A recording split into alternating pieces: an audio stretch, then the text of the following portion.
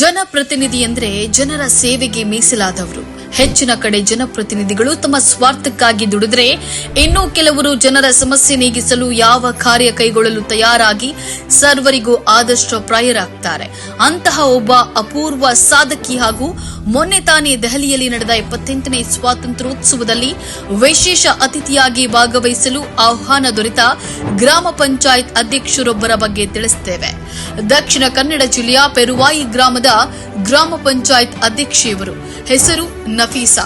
ತಮ್ಮ ಗ್ರಾಮವನ್ನ ಸ್ವಚ್ಛ ಗ್ರಾಮವನ್ನಾಗಿ ಮಾರ್ಪಡಿಸಲು ಟೊಂಕ ಕೊಟ್ಟಿ ನಿಂತವರು ಇವರು. ಜನಪ್ರತಿನಿಧಿಯಾಗಿ ಆಯ್ಕೆಯಾದ ನಂತರ ತಮ್ಮ ಗ್ರಾಮವನ್ನ ಮಾದರಿ ಗ್ರಾಮವನ್ನಾಗಿಸಲು ಇವರು ಸರ್ವ ಪ್ರಯತ್ನವನ್ನ ಮಾಡಿದ್ದಾರೆ.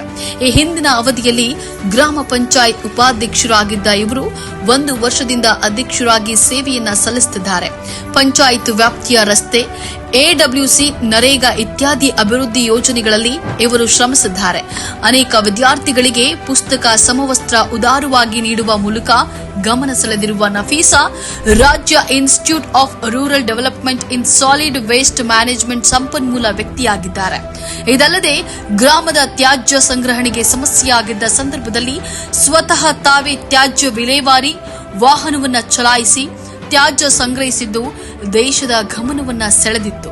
ಹಲವು ಸಂಘ ಸಂಸ್ಥೆಗಳಿಂದ ಇವರ ಸೇವೆಗೆ ಸನ್ಮಾನ ದೊರೆತಿದ್ದು, ಕರ್ನಾಟಕ ಮುಖ್ಯಮಂತ್ರಿಗಳಿಂದಲೂ ಸನ್ಮಾನ ಸ್ವೀಕರಿಸಿದ ಹಿರಿಮೆ ಇವರದ್ದು. ನಮ್ಮ ರಾಷ್ಟ್ರ ರಾಜಧಾನಿ ದೆಹಲಿಯ ಕೆಂಪುಕೋಟೆಯಲ್ಲಿ ಮೊನ್ನೆ ಆಗಸ್ಟ್ 15ರಂದು ನಡೆದ ಸ್ವಾತಂತ್ರ್ಯೋತ್ಸವ ಸಮಾರಂಭದಲ್ಲಿ ವಿಶೇಷ ಅತಿಥಿಗಳಾಗಿ ಭಾಗವಹಿಸಲು ಆಯ್ಕೆಯಾಗಿರುವ ಕರ್ನಾಟಕದ 6 ಪಂಚಾಯತ್ ಮಹಿಳಾ ಅಧ್ಯಕ್ಷರಲ್ಲಿ ಒಬ್ಬರಾಗಿದ್ದಾರೆ ಶ್ರೀಮತಿ ನಫೀಸಾ ಪೆರುವಾಯಿರವರು.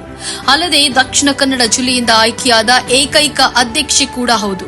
ಪೆರುವಾಯಿ ಗ್ರಾಮ ಪಂಚಾಯಿತಿ ಸದಸ್ಯರಾದ ಬಳಿಕ ಹಂತ ಹಂತವಾಗಿ ಉಪಾಧ್ಯಕ್ಷರಾಗಿ ರಾಜ್ಯ ರಾಜಧಾನಿಯಲ್ಲಿ ಗುರುತಿಸಿ ಗೌರವಿಸಲ್ಪಟ್ಟು ಅಧ್ಯಕ್ಷರಾಗಿ ಇದೀಗ ದೇಶದ ರಾಜಧಾನಿಯಲ್ಲಿ ನಡೆದ ದೇಶೀಯ ಕಾರ್ಯಕ್ರಮವೊಂದಕ್ಕೆ ಪ್ರತ್ಯೇಕ ಆಹ್ವಾನ ಲಭಿಸಿದಂತಹ ಯೋಗ ಪಡೆದುಕೊಂಡಿರುವ ನಫೀಸಾ ಅವರಿಗೆ ಕನ್ನಡ ಮುಸ್ಲಿಂ ಒಕ್ಕೂಟವು ಹಾರ್ದಿಕವಾಗಿ ಅಭಿನಂದಿಸುತ್ತದೆ.